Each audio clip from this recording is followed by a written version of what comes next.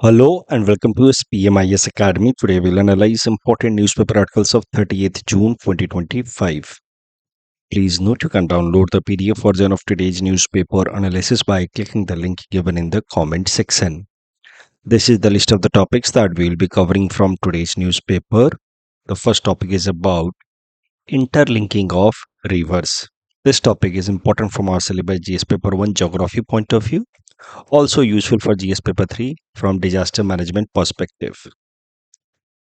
River interlinking project ये concept है क्या, पहले वो समझते हैं।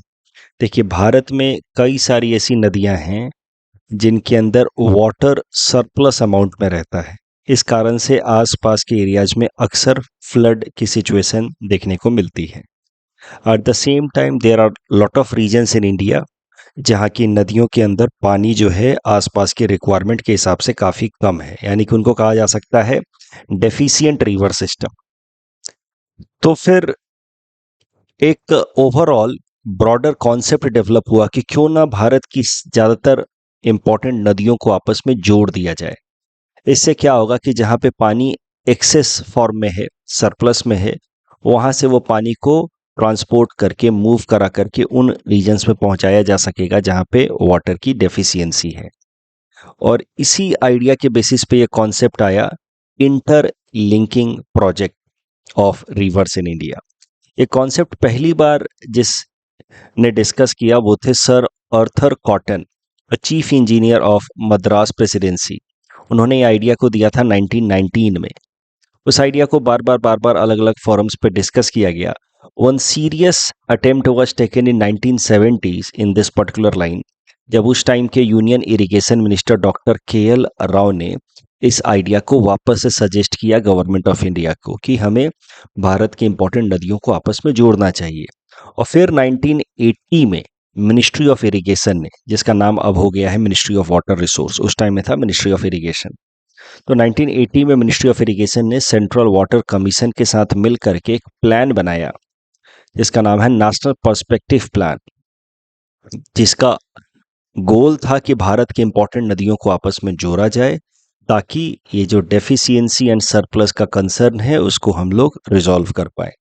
इस नेशनल पर्सपेक्टिव प्लान के अंतर्गत भारत के रिवर सिस्टम को दो ब्रॉडर पार्ट में डिवाइड किया गया, Himalayan river system and peninsular river system.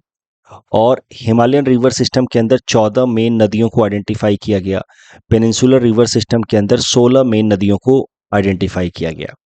और लक्ष्य रखा गया कि पहले पेनिनसुलर रिवर सिस्टम्स के नदियों को आपस में जोड़ा जाएगा और साथ ही साथ हिमालयन रिवर सिस्टम की नदियों को आपस में जोड़ा जाएगा। ये 14 नदियां हिमालयन रिवर सिस्टम के आपस में लिंक कराई जाएंगी और 16 नदियां पेनिनसुलर रिवर सिस्टम की आपस में लिंक कराई जाएंगी और फिर इनको आपस में कनेक्ट कर दिया जाएगा। हिमालयन रिवर सिस्टम को और पेनिनसुलर रिवर सिस्टम को कनेक्ट कर दिया जाएगा through Mahanadi and Godavari river. जैसे यहाँ से हिमालयन रिवर सिस्टम आपस में कनेक्टेड हैं, उसको कनेक्ट किया जाएगा महानदी से और फिर यहाँ से कनेक्शन निकाला जाएगा जो गोदावरी नदी तक जाएगी। और इस तरीके से भारत के जो पेनिनसुलर सिस्टम्स हैं रिवर के और हिमालयन सिस्टम्स हैं रिवर के, वो आपस में इंटर कनेक्ट हो जाएंगे। So this is a very broad big plan which can not be implemented in one go. ये छोटी मोटी बात नहीं है कि एक बार में सारी नदियों को धीरे धीरे जोड़ दिया, कुछ छोटा मोटा कनाल नहीं बनाना है। So national perspective plan develop किया गया 1980s में और फिर इस पे काम शुरू हुआ, आप कह सकते हैं 2010 ऑनवर्ड्स। स्टार्टिंग में इसके लिए जब प्लान बनाया गया 2001 में, जब अटल बिहारी वाजपेयी जी की सरकार थी, तो एक ब्रॉडर प्लान बनाया गया जिसमें लगभग पता चला कि खर्च लगभग 5 से 6 लाख करोड़ के आसपास आएगा। तो अटल बिहारी वाजपेयी की सरकार ने नेशनल पर्सपेक्टिव प्लान को इम्प्लीमेंट करने के लिए एक बार ब्रॉडर एक्सप्लोर किया था, एक बार ब्रॉडर स्ट्रैटेजी बनाई थी, बट उस टाइम में इसका इम्प्लीमेंटेशन करना काफ़ी डिफिकल्ट लगा तो उसको इम्प्लीमेंट नहीं किया गया। And then when Narendra Modi government came, प्रधानमंत्री नरेंद्र मोदी जी की सरकार जब आई 2014 में, तो फिर प्लान बना कि नेशनल पर्सपेक्टिव प्लान को इंक्रीमेंटल मैनर में, स्टेप बाय स्टेप मैनर में इम्प्लीमेंट किया जाए, छोटे छोटे कनेक्शंस डेवलप किए जाए, कुछ कुछ नदियों को आपस में जोड़ा जाए और इस तरीके से over a period of 30, 40, 50 years national perspective plan को हम लोग कंप्लीट करेंगे, जहाँ पे पेनिनसुलर रिवर सिस्टम्स आपस में जुड़ी होंगी, हिमालयन रिवर सिस्टम्स आपस में जुड़ी होंगी और फिर इनको एक दूसरे के साथ कनेक्ट कर दिया जाएगा। तो इसी डायरेक्शन में नेशनल पर्सपेक्टिव प्लान को अप्रूवल दिया गया 2014 में, फिर काम शुरू हुआ। And one of the first project under national perspective plan was connection between Ken and Betwa river.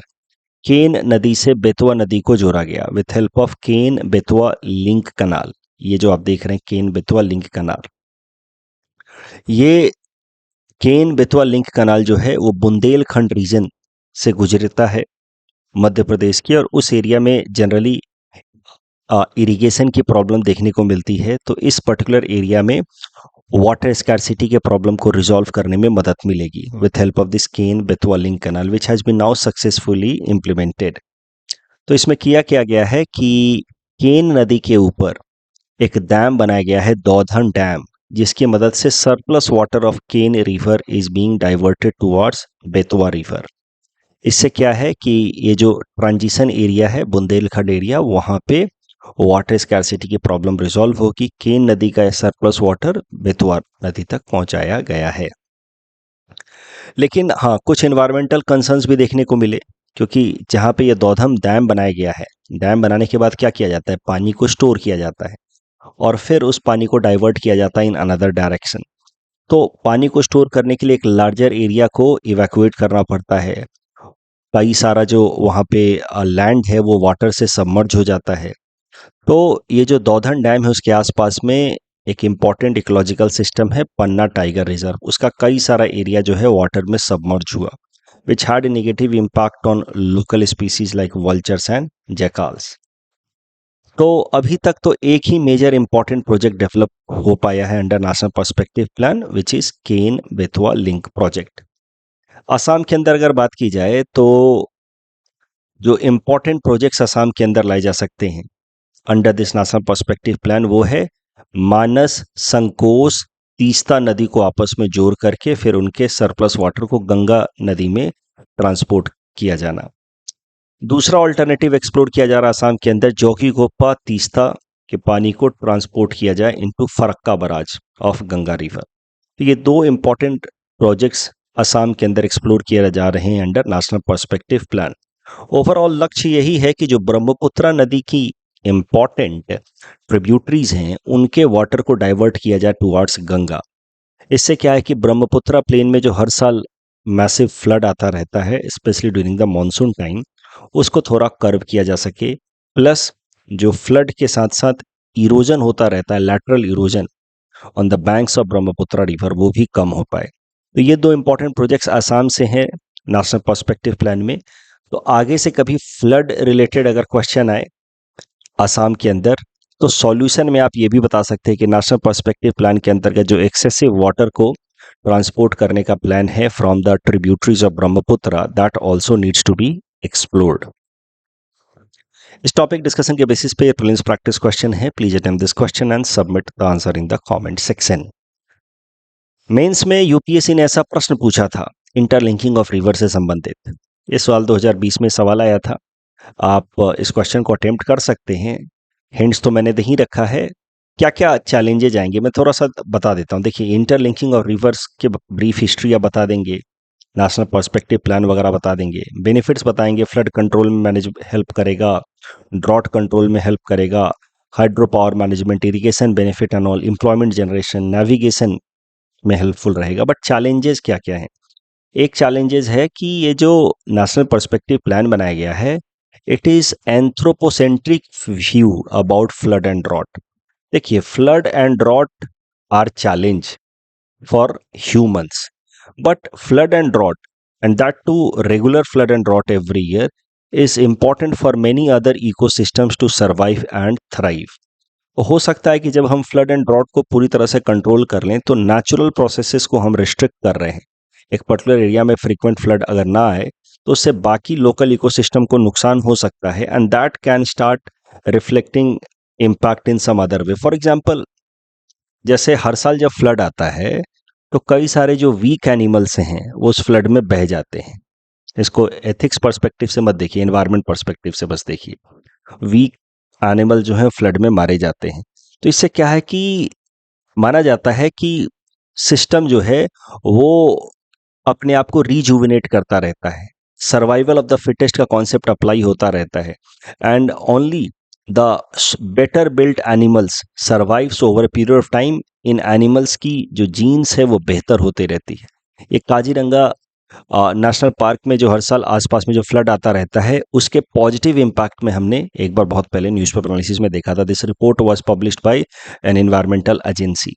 तो फ्लड का अपना इम्पोर्टेंस होता है इन एनवायरमेंटल रेगुलेशन, बट हम फ्लड को और ड्रॉट को अगर एक चैलेंज की तरह देखते हैं, this is because of anthropocentric view, यानी कि human centric view which is narrow.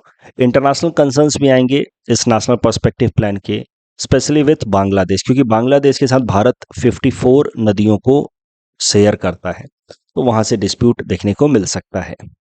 States के बीच में आपस में डिस्प्यूट आ सकता है, कुछ स्टेट से अगर वाटर ट्रांसपोर्ट किया जाएगा दूसरे जगहों पे तो वहां पे चैलेंजेस आ सकते हैं। Next topic is about new research and analysis chief, research and analysis wing cheap and India's overall intelligence infrastructure. Important from syllabus GS paper 2 international relations and GS paper 3 internal security point of view. Appointment committee of cabinet ने senior IPS officer पराग जैन जी को appoint किया है chief of raw for 2 years period. Raw के अलावा बाकी सारे, raw के साथ साथ बाकी सारे और भी इंपॉर्टेंट जो इंटेलिजेंस एजेंसीज हैं भारत की, सबके बारे में चर्चा करते हैं। इससे हमारा एक important topic GS paper 3 internal security का कंप्लीट हो जाएगा, that is India's intelligence infrastructure. तो भारत के अंदर इंटेलिजेंस फील्ड में काम करने वाले जो इंपॉर्टेंट एजेंसीज हैं उसमें सबसे प्रोमिनेंट नाम आता है रॉ का एंड इंटेलिजेंस ब्यूरो का। रॉ जो है इसको कहा जा सकता है एक्सटर्नल इंटेलिजेंस एजेंसी, क्योंकि भारत के बाहर दुनिया के अलग अलग देशों में क्या हो रहा है, उससे क्या भारत के इंटरेस्ट पे इम्पैक्ट पड़ सकता है, वो सब इंफॉर्मेशन कलेक्ट करना रॉ का काम होता है। रॉ was established in 1968 after Sino India war in 1962 and India Pakistan war in 1965। दोनों में ही कहीं ना कहीं एक्सटर्नल इंटेलिजेंस का फेलियर माना गया। उसके पहले एक्सटर्नल इंटेलिजेंस का भी काम इंटेलिजेंस ब्यूरो का ही था, बट बाद में एक्सटर्नल इंटेलिजेंस के लिए एक अलग से एजेंसी बना दी गई रॉ। इसका हेडक्वार्टर न्यू दिल्ली में है। मोटो है धर्मो रक्षिति रक्षित, मतलब the law protects when it is protected. रॉ comes under direct command of prime minister of India, but administrative purposes के लिए रॉ जो है it reports to cabinet secretary of India. उसके अलावा जो दूसरी इंपॉर्टेंट इंटेलिजेंस एजेंसी है वो है intelligence bureau, established in 1887, thus it is considered to be one of the oldest intelligence agency in the world. इसकी पेरेंट मिनिस्ट्री है ministry of home affairs. ये भारत के अंदर यानी कि टेरिटोरियल या डोमेस्टिक इंटेलिजेंस कलेक्ट करती है। कहीं इंसर्जन ग्रुप क्या कर रहा है, कहीं पे कोई माओइस्ट लोग अगर कुछ कर रहे हैं तो उससे रिलेटेड ये तमाम इंफॉर्मेशन कलेक्ट करता है आईबी। उसके अलावा जो हमारे 3 आर्म्ड फोर्सेज हैं, Indian army, navy and air force, तीनों के अपने अपने डिफेंस इंटेलिजेंस एजेंसीज हैं। All of them report to ministry of defence.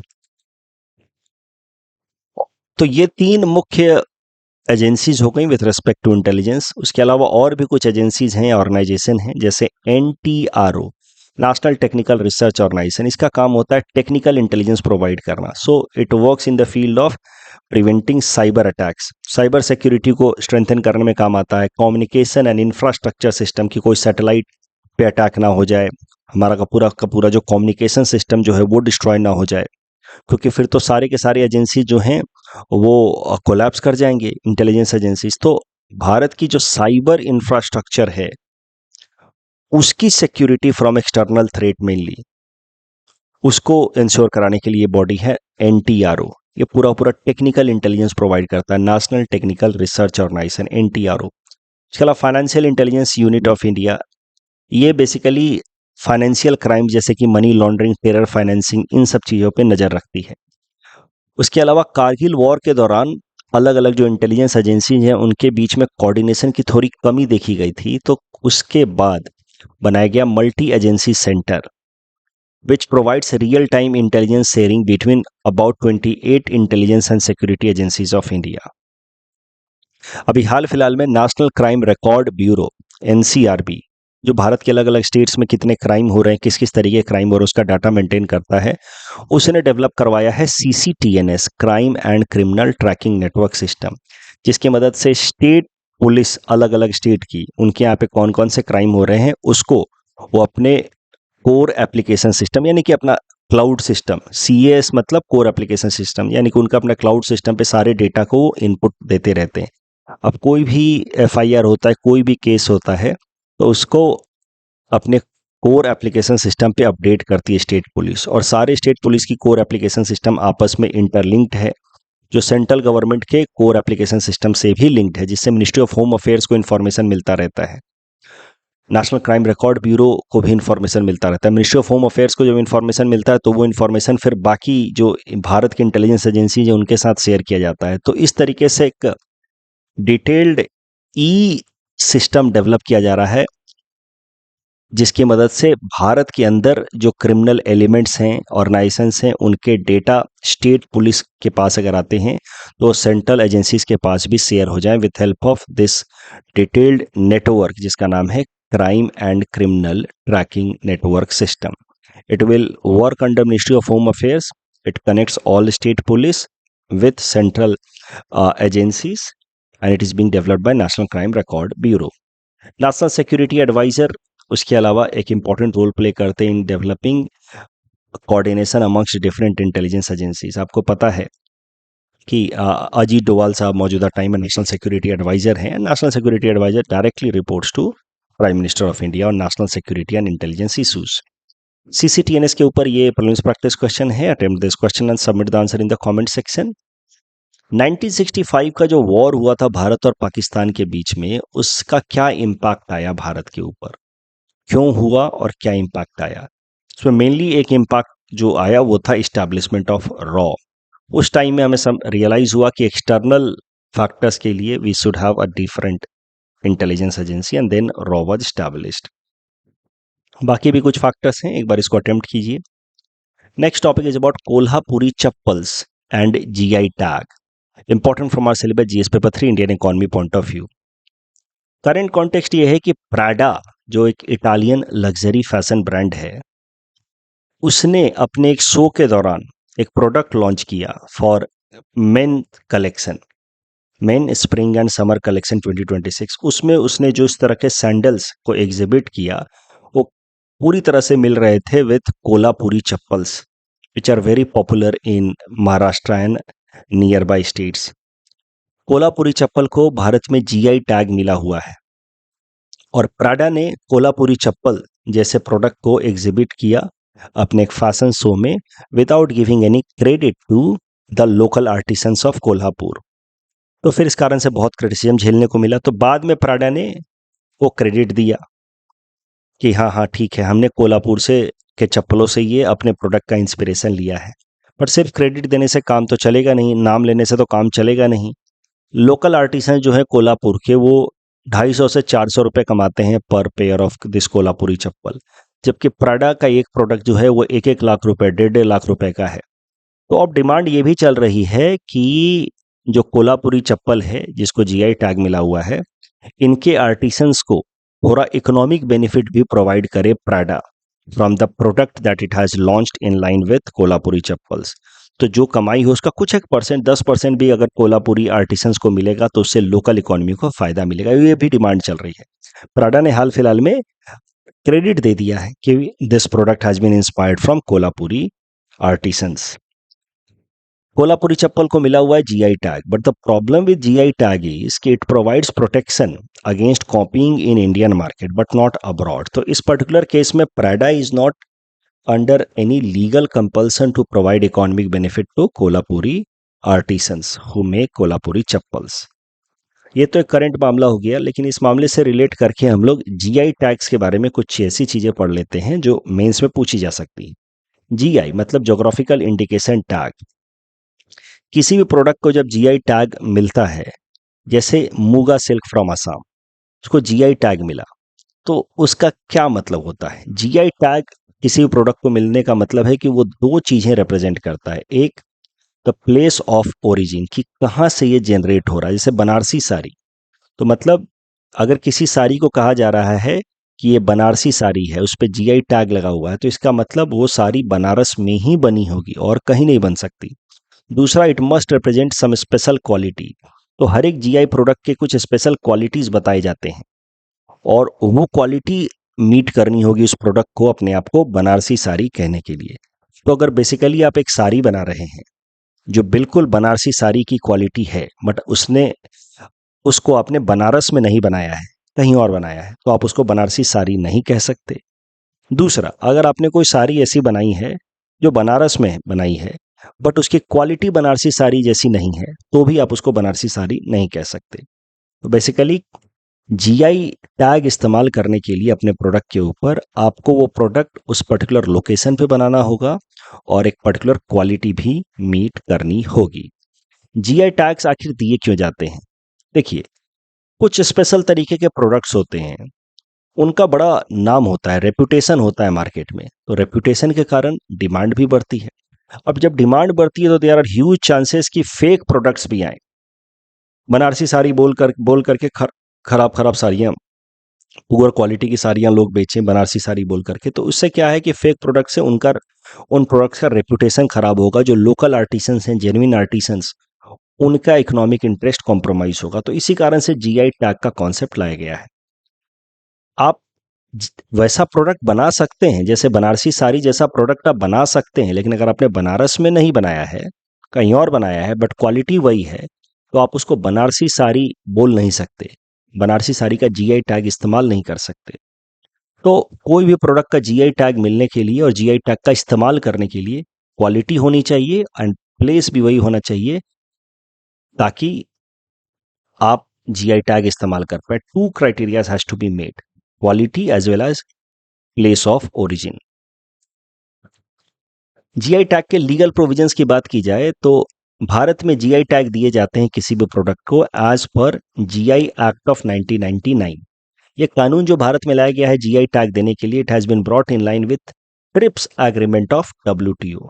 WTO platform पे कुछ इंपॉर्टेंट फाउंडेशनल एग्रीमेंट्स हैं, उसमें से एक एग्रीमेंट है TRIPS, which focuses on protecting intellectual property rights of products like patent for technology, copyright for literary products. तो TRIPS agreement WTO platform पे है, which provides basic guidelines for giving protection to intellectual properties. उसी TRIPS agreement के guidelines के हिसाब से भारत में GI tag बनाया गया है। जीआई टैग 3 तरह के प्रोडक्ट्स के लिए दिया जाता है, agricultural, natural and manufactured goods. और जब भी किसी प्रोडक्ट को जीआई टैग मिलता है तो 10 साल के लिए मिलता है, फिर उसको रिन्यू किया जा सकता है, एक्सटेंड किया जा सकता है।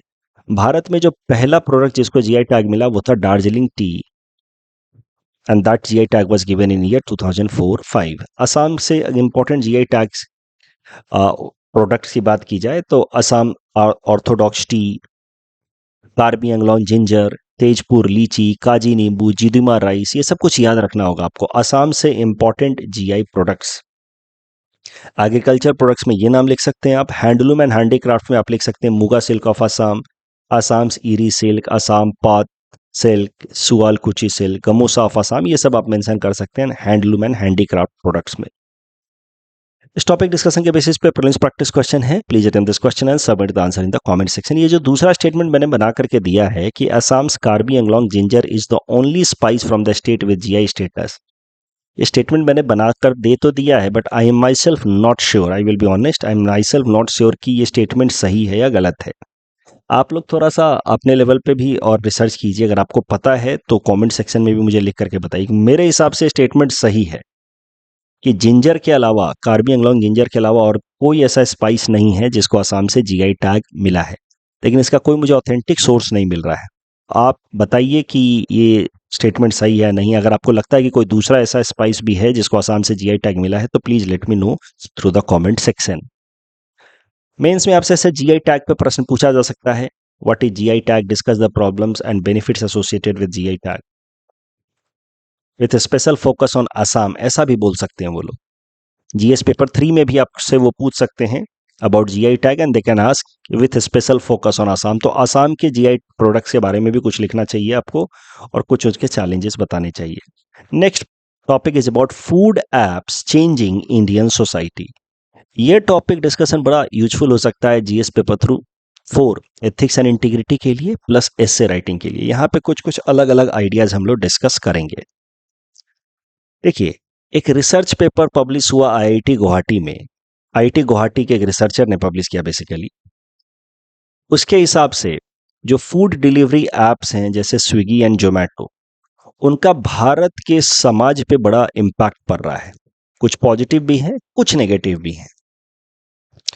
तो देखते हैं किस किस तरीके से इंडियन सोसाइटी के ऊपर इम्पैक्ट पड़ रहा है फूड डिलीवरी एप्स का। पहला तो it is leading to digitisation of food process. Food process में कई सारी एक्टिविटीज आती हैं, जैसे production, distribution, consumption and then disposal. ये सब एक्टिविटीज आती हैं फूड प्रोसेसेस में। बट इस रिसर्च पेपर में कहा गया कि अब एक नया प्रोसेस भी बहुत इंपॉर्टेंट हो गया है ओवरऑल इन फूड एक्टिविटीज, और वो प्रोसेस है डिजिटाइजेशन का। आजकल कुछ भी खाना खरीदने से पहले, ऑर्डर करने से पहले रिव्यूज देखना, रेटिंग देखना, ये बड़ा इंपॉर्टेंट पार्ट हो गया है in the entire fooding process. तो digitization of food process is happening because of food delivery apps like Swiggy and Zomato. ये तो एक बात हो गई। साथ ही साथ ये रिसर्च कहता है कि जो कास्ट एंड कम्युनिटी डिवाइड है भारत के अंदर, वो ब्लर हो रहा है, कम हो रहा है बिकॉज ऑफ दीज एप्स। क्योंकि खाने का जो पूरा का पूरा प्रोसेस है, that involves a lot of activities, production, packaging, delivery, और सबके लिए फंक्शनल स्पेशलाइजेशन चाहिए। बनाने वाले लोग अलग होते हैं, पैकेजिंग करने वाले लोग अलग होते हैं, डिलीवरी पार्टनर्स स्विगी जोमेटो के अलग होते हैं।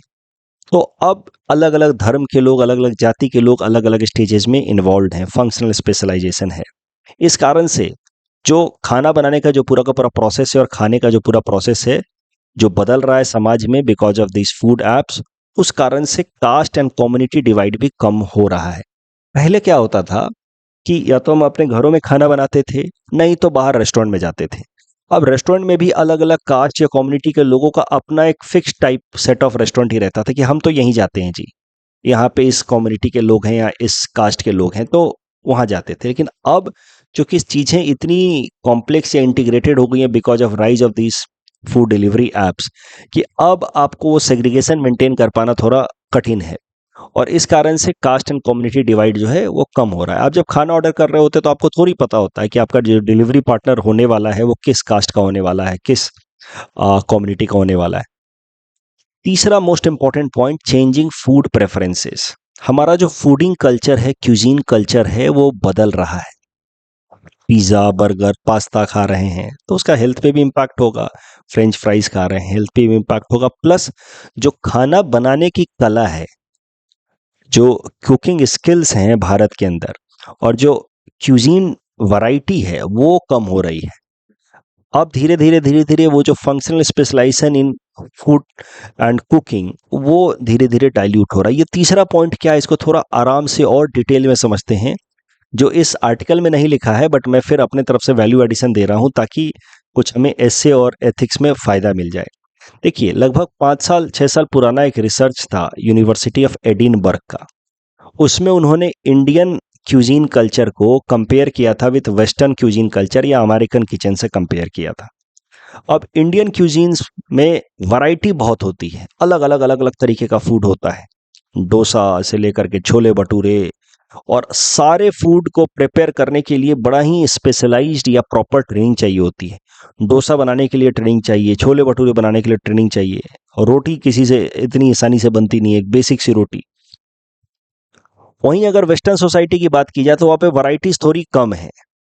2 सैंडविच लिए, उसको बेक किया, उसके बीच में कुछ चीज़ें डाली, वेजिटेबल्स डाले, कुछ मीट डाला, हो गया तैयार। तो अब इंडियन सोसाइटी का जो क्यूजीन कल्चर इतना रिच है, इतना डाइवर्स है, उसको प्रिजर्व करने के लिए हमें स्पेशलाइज्ड वर्कफोर्स चाहिए होता है, डेडिकेटेड वर्कफोर्स चाहिए होता है।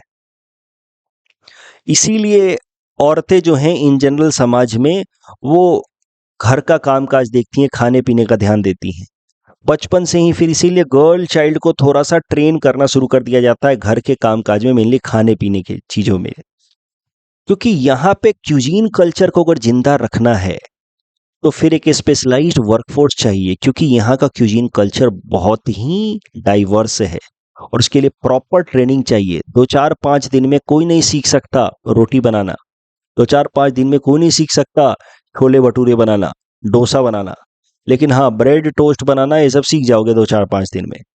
तो इसीलिए a dedicated work force is needed. तो ये जो रिसर्च पेपर पब्लिश हुआ था बाय यूनिवर्सिटी ऑफ एडिनबर्ग, ये कहता है कि जो डिवीजन ऑफ वर्क है इंडियन सोसाइटी के अंदर, that man goes to office या for work while women are trained to manage household activities, इसको सिर्फ और सिर्फ पैट्रियार्की का मैनिफेस्टेशन की तरह नहीं देखा जाने कि ये तो पैट्रियार्की है where men are dominating women. It should not be seen as manifestation of patriarchy only. It should also be seen as an attempt to preserve rich cuisine culture of India. Bharat की जो cuisine culture उसको preserve करने के लिए तो चाहिए specialized workforce, dedicated workforce.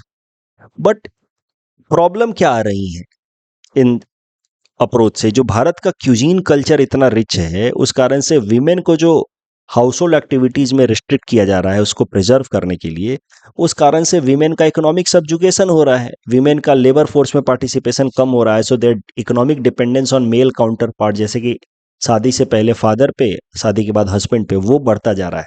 और जब इकोनॉमिक डिपेंडेंस होती है ना किसी और के ऊपर, तो फिर आपकी डिग्निटी को प्रिजर्व कर पाना काफी कठिन हो जाता है। ऐसा देखा जाता है कि you are an economic liability on the family. आप तो अर्नर है नहीं परिवार के लिए, तो you are not the important member of the family. और फिर you may be subjected to domestic violence and all sorts of crime because you are not being seen as an important contributor to the family. जबकि काम आप भी कर रही हैं, लेकिन येट डिग्निटी पे कॉम्प्रोमाइज हो जाता है because you are seen as an liability. That is a problem. तो सॉल्यूशन क्या होना चाहिए? सॉल्यूशन ऐसा कुछ होना चाहिए कि managing household activities should be considered as a specialised work. ये किसी न किसी को किचन की ट्रेनिंग होनी चाहिए, बट वो वुमन ही हो, इस आइडिया को थोड़ा ब्रेक करने की जरूरत है। We need to promote concepts like house husband. अगर कोई मेल चाइल्ड अपने आप को ग्रूम करना चाहता है, कोई घर के कामकाज देखना चाहता है, लड़का या हस्बैंड, तो भी प्रॉब्लम नहीं है। किसी न किसी को अगर किचन में इंटरेस्ट है, वो करना चाहता है, वो छोले भटूरे बनाना चाहता है, डोसे बनाना चाहता है, तो बनाए। Women can also work, so it should be matter of choice rather than compulsion. और साथ ही साथ इंडियन किचन को थोड़ा टेक्निकली इक्विप कर दिया जाए, यहाँ पे ऐसे इक्विपमेंट्स ला दिए जाए जहाँ से ये काम तो हो, क्यूजीन कल्चर तो हम प्रिजर्व कर पाए, लेकिन खाना थोड़ा जल्दी जल्दी कुक हो पाए। अब चूल्हे पे, मतलब कोयले वाले चूल्हे पे ही पकाएंगे, वो इंडियन कल्चर नहीं है। तो किचन को थोड़ा सा इक्विप्ड कर दें, चिमनी वगैरह लगा दें और भी चीज़ें लगा दें जहाँ जल्दी कुकिंग हो पाए, तो फिर क्या है कि मेन एंड वीमेन दोनों ट्रेन हो सकते हैं और दोनों मिल करके इंडियन क्यूजिन कल्चर को प्रिजर्व कर सकते हैं। लेकिन अब तो इतने सारे ऐप्स आ गए हैं कि डोसा बनाएगा कौन, इससे अच्छा ऑर्डर कर लो। इतने सारे मतलब चीज़ें हो गई हैं कि now the cooking and sustaining culture, cuisine culture in Indian family is dying down. No one knows, no man, no female in the coming generation or current generation knows the intricate cuisine practices जो हमारे पिछले generation में लोग जानते थे। अब UPSC ने इससे पूछा था बड़ा जोरदार, इस टॉपिक डिस्कशन से जोड़ करके देखा जा सकता है कि girls are weighed down by restrictions, boys with demand, to equally harmful discipline. तो बेसिकली इस टॉपिक ऐसे में आपको बताना था कि men and women both are subjected to limitations because of societal norms. Society के नॉर्म्स के हिसाब से दोनों जेंडर के अपने अपने एक्सपेक्टेशंस हैं, दोनों जेंडर से अपने अपने एक्सपेक्टेशंस हैं, and that limits the possibilities या aspirations of people belonging to both gender. इसमें दो कोट आप यूज कर सकते हैं।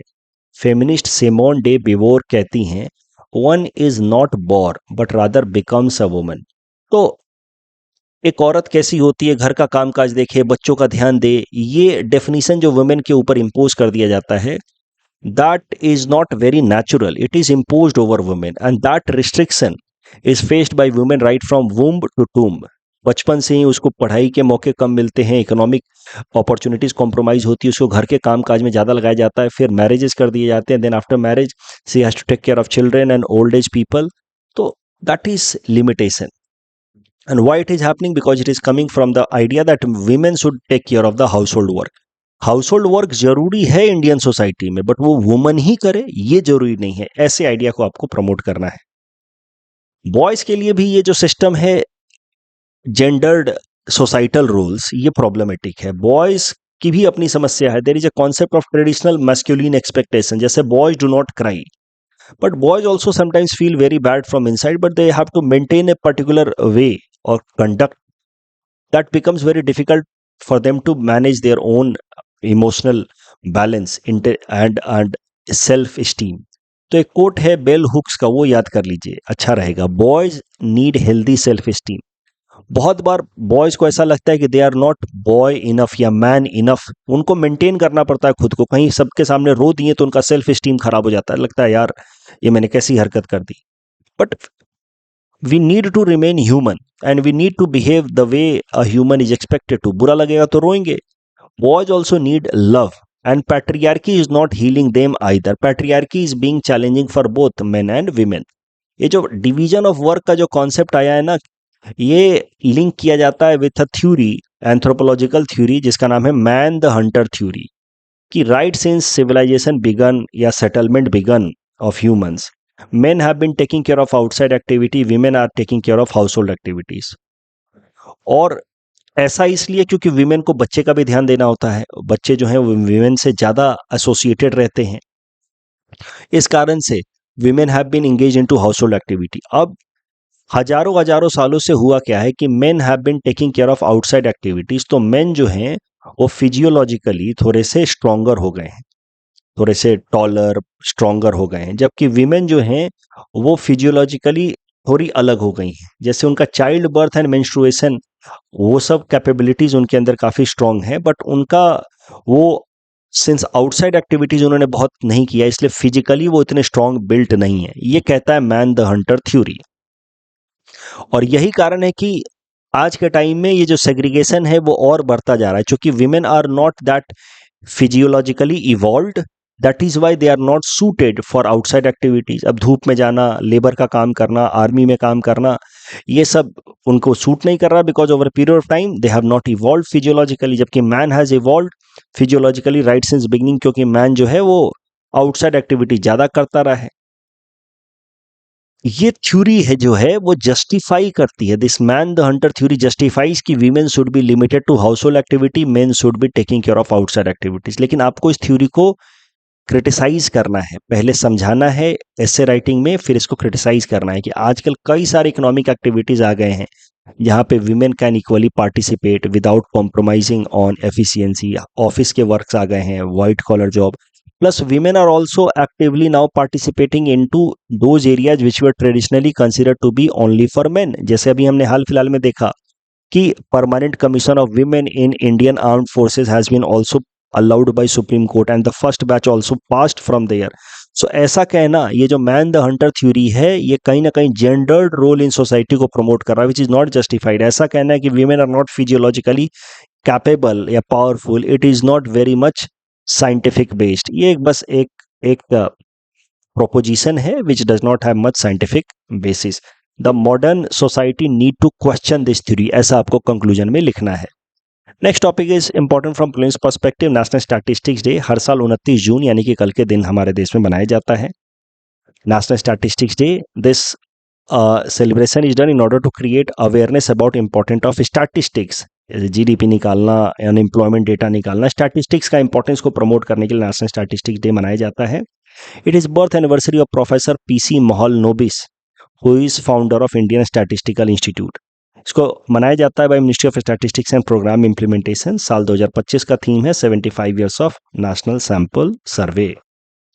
कोस्टल रेगुलेशन जोन से रिलेटेड जो प्रश्न था उसमें आपको पता है दूसरा स्टेटमेंट गलत है। Coastal regulation zone number 1 least sensitive नहीं है, मोस्ट सेंसिटिव वाला एरिया है, तो स्टेटमेंट 2 गलत है। तो अपने आप आपको जवाब में क्या मिल गया? Option B. जगन्नाथपुरी टेम्पल से रिलेटेड ये जो चौथा स्टेटमेंट है ये गलत है। एंड यहाँ पे ये जो दूसरा स्टेटमेंट है civil commitment is not about military spending, दूसरा स्टेटमेंट गलत है। यहाँ पे of course it is endangered not least concern dholes, तो second statement is wrong. That's all from our side for today. Thanks for watching.